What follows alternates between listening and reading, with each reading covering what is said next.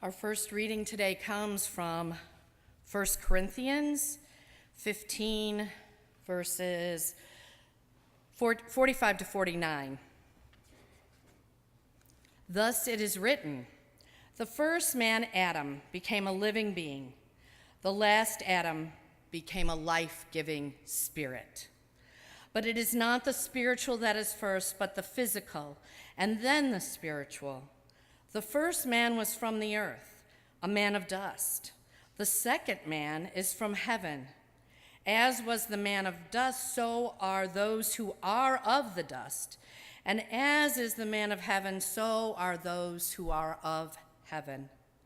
Just as we have borne the image of the man of dust, we will also bear the image of the man of heaven. This is the word of the Lord. Thanks be to God. Our second scripture reading today comes from Exodus, and this is familiar to you all since probably you know the Exodus story, which is that God rescues the Israelites from their slavery. It says, Then the Lord said, I have observed the misery of my people who are in Egypt.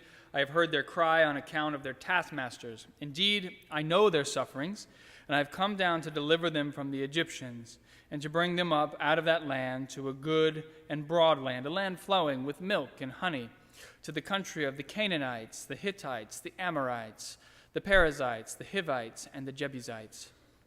The cry of the Israelites has now come to me. I have also seen how the Egyptians oppress them. So come, I will send you to Pharaoh to bring my people, the Israelites, out of Egypt. But Moses said to God, Who am I that I should go to Pharaoh and bring the Israelites out of Egypt? He said, I will be with you, and this shall be the sign for you that it is I who sent you. When you have brought the people out of Egypt, you shall worship God on this mountain. The word of the Lord. So we are doing a sermon series from now all the way through the fall called God in Science. And each week we are going to be looking at the various ways that the field and study of science can reveal to us God working in the world. Today, I want to take you back to your high school biology class. I know many of you probably don't want to go there, but we're going to go there anyway. See what you remember. Let's see if we can dust the cobwebs off a little bit. So, do you all remember the two men who are responsible for discovering the structure of the DNA molecule? Do you all remember who that was? Structure. It's a double helix. Do you remember the two men? Watson. Thank you. And not Sherlock Holmes, as TC said with the other one. Watson and Crick. Yes, so it's James Watson and Francis Crick. They discovered that DNA is in a double helical structure, and this was a huge revelation when it came out because it just opened this whole realm of science. And it told scientists ultimately that our DNA is basically this big, large instruction manual that exists inside of our cells. Now, that instruction manual, it's made up of all these smaller parts. They're known as nucleic acids. Do you remember, since we didn't know Watson and Crick, I don't know if we're going to be doing very well on this, but we'll try anyway, the nucleic acids that make up DNA. So I'll give you the first letters of each of them. It's A, C, G, T. So A stands for, do you remember? Adenine. C stands for cytosine, G for guanine, and T, thymine. Adenine always pairs with thymine. Cytosine always pairs with guanine. My high schoolers should know that right now. You all should already be aware of that, since most of you, I'm sure, have taken biology. Now, here gets even a harder question, which is, what do all these ACs, Gs, and Ts actually do inside of us? And I had to look this up, because I could not remember that. And I found out, and I remembered after seeing it, that it helps our bodies, and what it does is it synthesizes proteins. That's what the instructions are, to synthesize proteins. And proteins, they're the building blocks of life, right? It's basically all the stuff that makes up your bone and your muscle and the fat in your body and the enzymes and all of the hormones. All of that stuff comes from proteins. And in your body, you have about, I'd say, 100,000 different proteins that make up who you are. So Watson and Crick, they make their discovery. It's this big new thing, and it causes scientists to realize that your genes determine a lot about who you are. Because if your genes are good, well, everything is fine. But if you have flaws in your genes, it can cause genetic defects, you can have immunological diseases, you can have mental illness. All of that can be traced back to your genes. So, a principle developed in biology. And you all were taught this principle. I was taught this principle. It is still the dominant principle to this day. And the principle goes something like this. Your DNA determines everything about who you are. It determines how you look. It determines your personality. It determines your intelligence, your athleticism or lack thereof. All of it can be traced back to that instruction manual inside of your cells. The better your instruction manual, the better life you will have.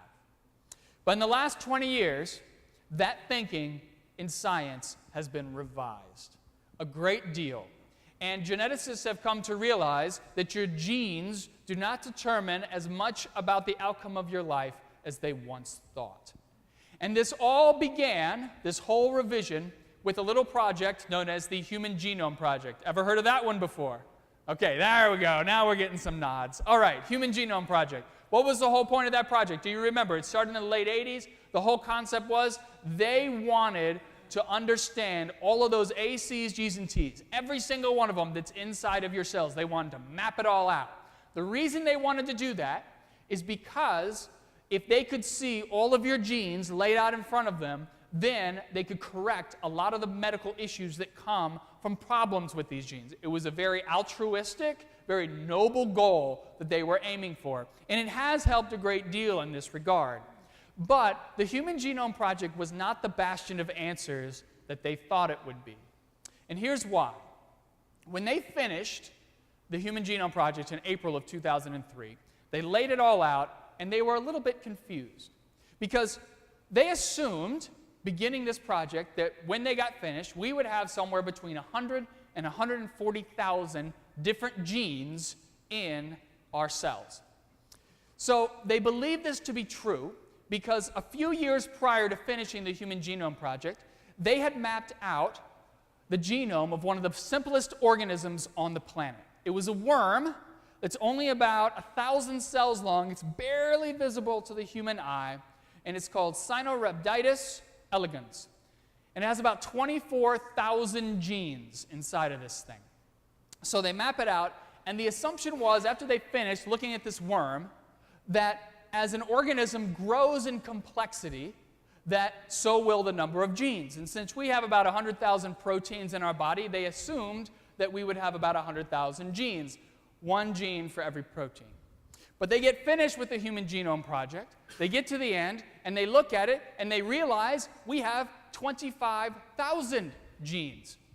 That's 1,000 more than that little worm that you just saw, that you can barely see with your eye. 1,000 more. And they're sitting there scratching their heads because they're thinking to themselves, how can this possibly be? We are so much more complex than a worm. We're way cuter than a worm too, wouldn't you agree? Right? And on top of that, our brains are billions of times more powerful. How can 1,000 genes possibly account for this discrepancy? Until they realized that their thinking about DNA was all wrong. And to help you understand how their thinking was all wrong, I want to take you back to your childhood. Do you remember when you were a kid and your parents gave you a present? You tore the present open, and there on the box, you saw the picture of this toy that you were about to play with. And you start salivating at the idea of opening this thing up and that you get to play with it, right? Okay, a toy like that for me, there was a toy that I wanted so badly. It was called RoboStrucks. Now, I was going to explain to you what RoboStrucks look like, but I went back and I found the 1985 commercial that they had for this thing. So, I want to show you the commercial for RoboStrucks because now you can see why I was so excited about this thing. So go ahead and play this. RoboStrucks. Now you can construct what may be the ultimate robot monsters. RoboStrucks. Each sold separately, batteries not included. Then you can unleash the power of RoboStrucks. RoboStrucks. But who could have known these robot monsters would be this incredibly powerful? Robostrucks. Only you can build them. Only you can control them. Or can you? Robostrucks. Robostrucks robot monsters are sold separately and ready to construct. New from Tomy. Robostrucks. So, you can imagine as a kid, I saw this and I was like those kids in the background. I was like, I gotta have this. It's gonna be awesome. So, my mom gets it for me for Christmas. I open up the box, and I am not kidding. There are like 1,000 parts on the inside of this thing. Like, you dump it out. I was expecting to see pretty close to what you saw in the commercial, right? Like, no. Nothing like that. Like, it all just dumps out on the floor, and so you start reading the instructions, which were clearly written by some alien species because they're totally incomprehensible, and you start trying to put this thing together. Side note on Robostrucks, by the way, is that when you finally construct this thing and get the thing together, it can barely move. Like, in the commercial, it looks like they're going, oh no. Like, they can barely function, and they literally fall over all the time. I actually wanted to get one and bring it in as my sermon prop, but they are now collector's items. And I found one online. It was like $800. No joke. And I figured that probably wasn't the best use of the church's money, so I wasn't going to go out and purchase it. But I thought about it. It was a thought in my head for a minute there. So anyways, Robostrucks. You get the toy, right? There's basically 3 things at play. You have you, the parts for the toy, and the instructions to put this thing together. Now, the parts by themselves do absolutely nothing, and the instructions by themselves do absolutely nothing. If you want to play with this thing, you have to interpret the instructions, right? And you have to put it together. You got to put the pieces together, because the truth is, the pieces are just going to sit there without you acting on them. Well, DNA is the exact same thing. DNA are the instructions for the toy. Without a force acting on those instructions, they do absolutely nothing.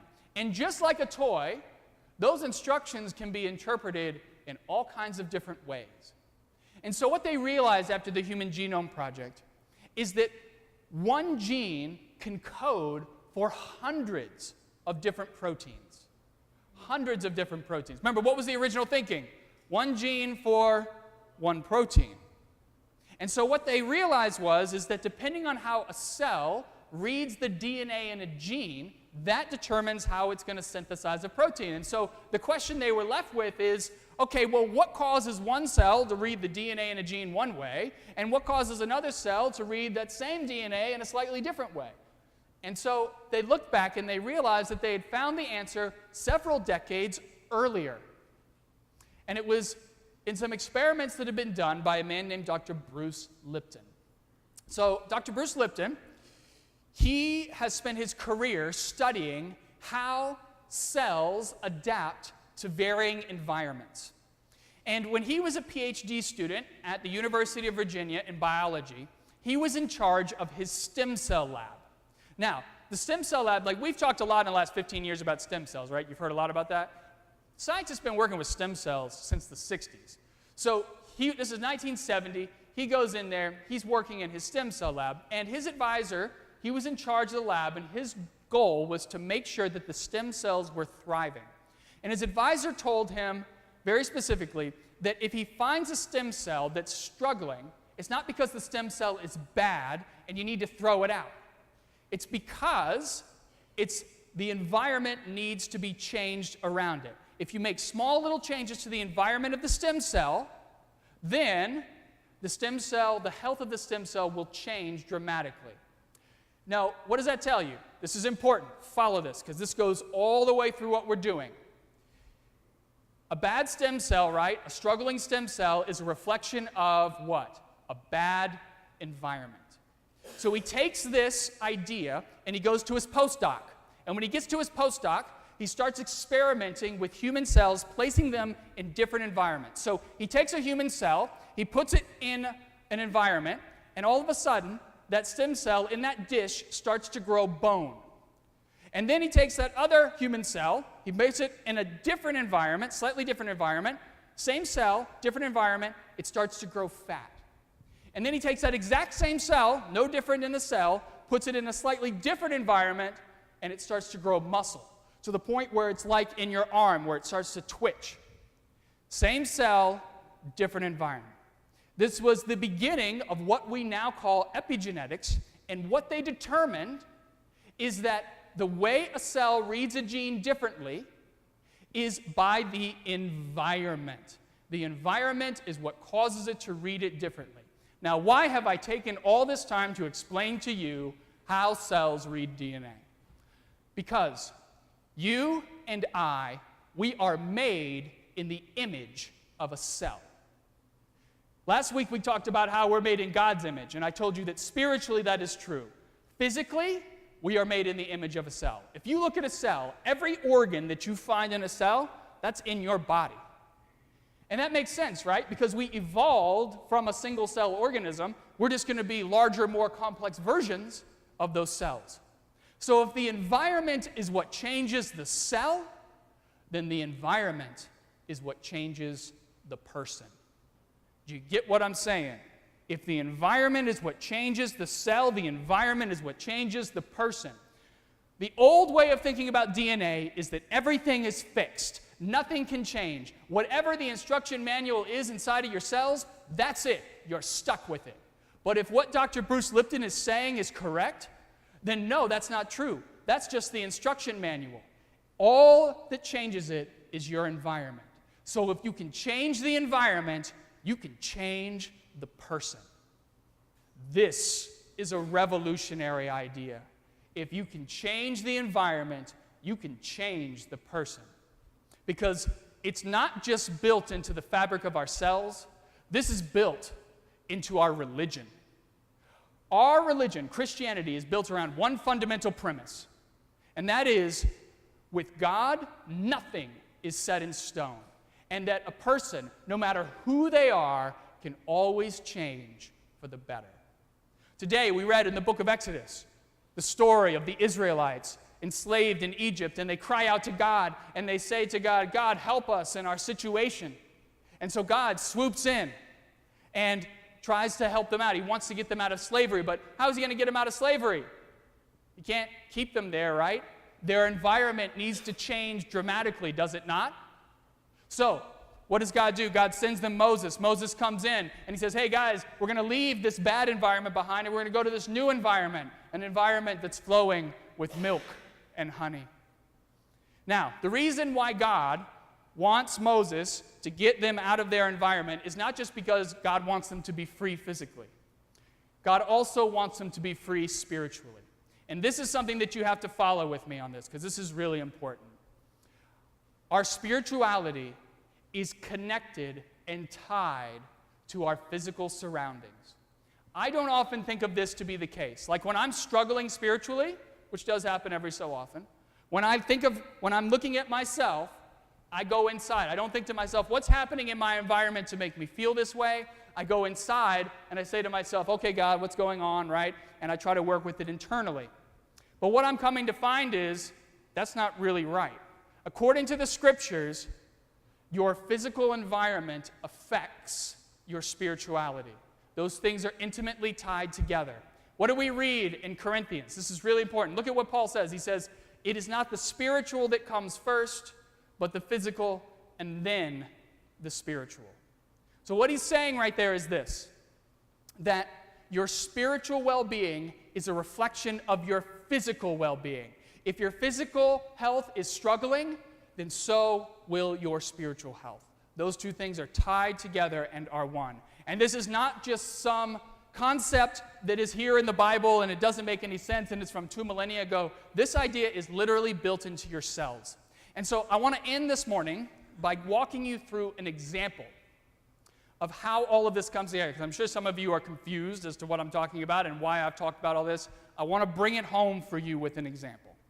I want you to imagine for a moment that you are a drug addict. Imagine that you began your drug addiction when you were living at home with your parents as a teenager, which is when most people start using drugs. The reason why you started using drugs is because you are in an environment that is very stressful, very toxic, and your way of coping with that home life is that you turn to drugs to find relief. Now, that's not why everybody starts using drugs, but that's a big reason why a lot of people start using drugs. Now, initially, as you start and you get into it, you're not that addicted to it. But over time, you become more and more addicted, and then you probably move out of your parents' home and you move on to the point where eventually you've been using drugs for long enough that you end up hitting rock bottom. And so you decide, you know what? I'm going to go to rehab. Now, you're going from a really negative environment, the environment where you're using drugs, to a positive environment, the environment of rehab. It's like the Israelites going from slavery, right, in Egypt, to the Holy Land, land flowing with milk and honey. Bad environment, positive environment. So you go into this new positive environment in rehab. And at first it's really hard because you're still craving the drugs. You want the drugs, but over a series of weeks, that craving starts to go away, and the habit that you feel, it's not as strong as it once was.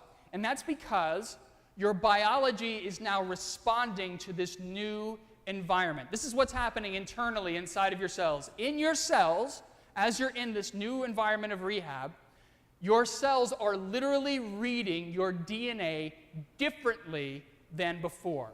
One reason why is because the drugs aren't in your system anymore.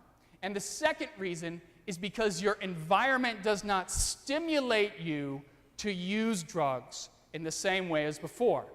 Now, over a long enough period of time, your spirit recovers and you feel strong in your will to avoid drugs. You follow me so far? Okay. So, after 2 months, 4 months, 6 months, however long you've been in rehab, you come out. And of course, you come out, you don't have any money, so where are you going to go? You're going to go home, right? So now you've gone from a good environment and you're going back into a stressful environment. In fact, it's the same environment that created your drug use in the first place. Now, the moment you walk in to your home, which is a stressful environment, right, your biology begins to respond immediately. Even if you're not using drugs, from the moment you step into that stressful environment, your biology, your DNA, your cells start to read your DNA in a similar pattern to when you were using drugs. And so what happens is, slowly, over time, the stress, it wears you down, and your spirit, it can't handle it anymore, and eventually what happens? You can't hold back on your cravings, you give in, and you relapse. Now, what I have just described to you, it happens all the time with recovering drug addicts. Very common.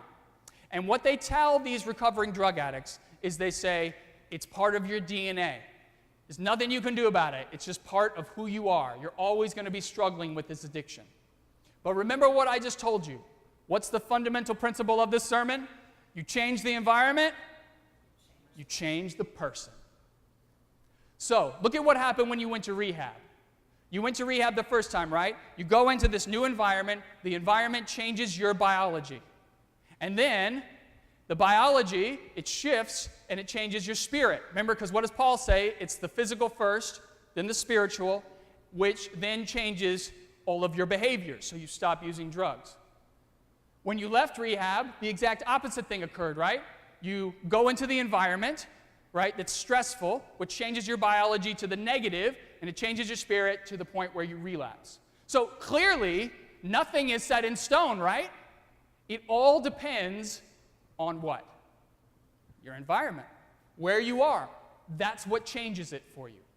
So, if you change the person, you change the environment.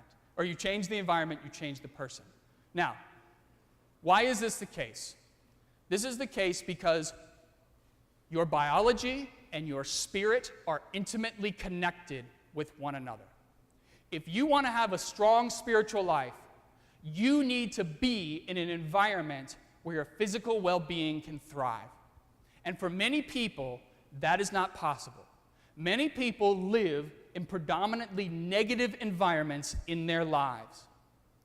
And that is why the church is so very important. Because the church tends to be a place where people can come to a positive environment and they are able to get away from the negative environments that have plagued them their entire lives. Indeed, the church often represents the only place that a person can come to escape their negative environments and to become a new person and to start over again.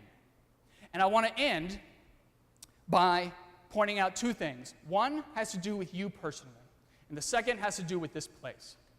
First, you all.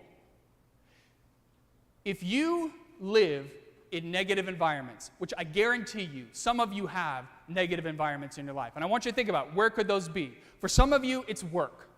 For some of you, it's your family life. We need to be honest. That can be part of it. For some of you, it could be friends that you hang around. For some of you, it might be places that you go that you shouldn't go. There's all kinds of ways that we have negative influences in our lives. I want you to think about where those things are. And my hope for you is that you would either, one, the best thing you could do is extract yourself from them, or two, if you can't do that, like you got to live with your family most of the time, you try to change that for the better, right? Now, if you can't do either of those things, if you can't extract yourself or you can't change your environment for the better, here's what I would say. I want you to know that this place is always a place you can come to be in a positive environment. And that's where I shift to what we're doing in here.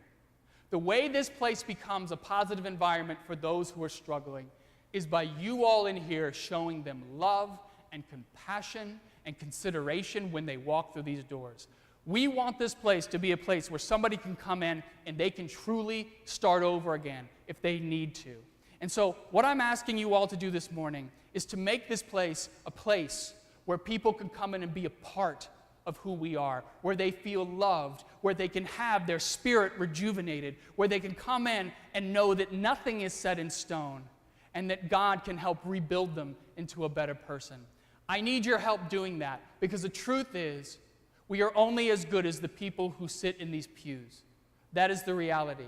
And if you all show love to those who come through our doors, then you can make such a huge difference in their lives. We can transform people who have been struggling for a long time by giving them the environment they need to shift and be better. Because the truth is, when you change the environment, you change the person.